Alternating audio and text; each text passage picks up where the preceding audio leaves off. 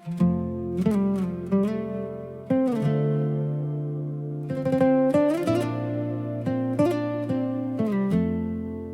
ោះភាគច្រើនរស់នៅដូចគ្នាអូ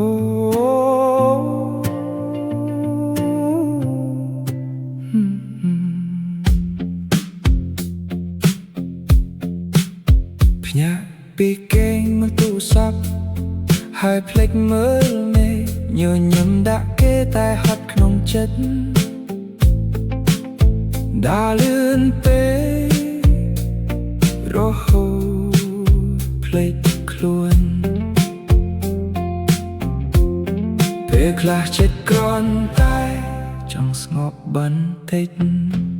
មនុស្សភាគច្រើនចង់ទៅឆ្ងាយ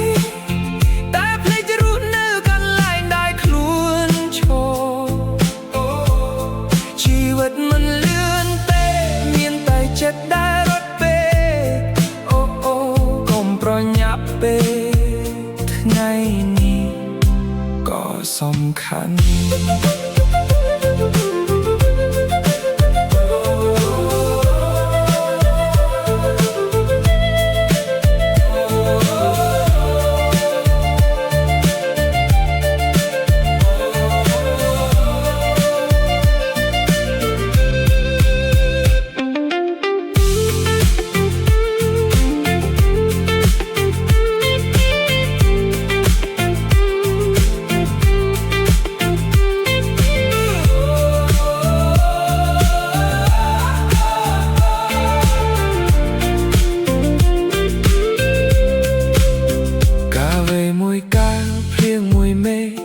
ក៏អាចជាក្តីសុខតែនោះចូលចិត្តស្វែងរកអ្វីដែលឆ្ងាយយកមកដល់ភ្នែកនៅភ្លឺចិត្តនៅនឿយពេលខ្លះยังគ្រាន់តែភ្លេចដកដង្ហើមមនុស្សភាគច្រើនរស់ដើម្បីថ្ងៃសាយគ្រោះហត់ភ្លេចថាថ្ងៃនេះក៏សំខាន់ជីវិតមិនតទេមានតែចិត្តដែលហត់ពេក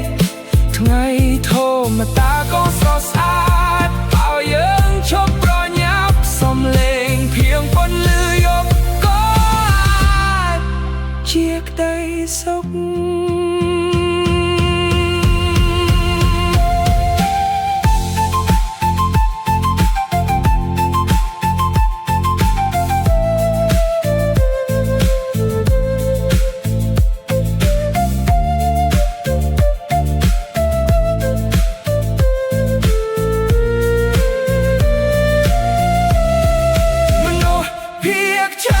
ចង់បានចាន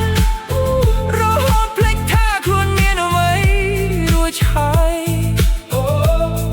កុំឲ្យថ្ងៃនេះคล้ายជារឿងសាយរស់នៅបន្តិចមុនពេលថ្ងៃកន្លងទៅ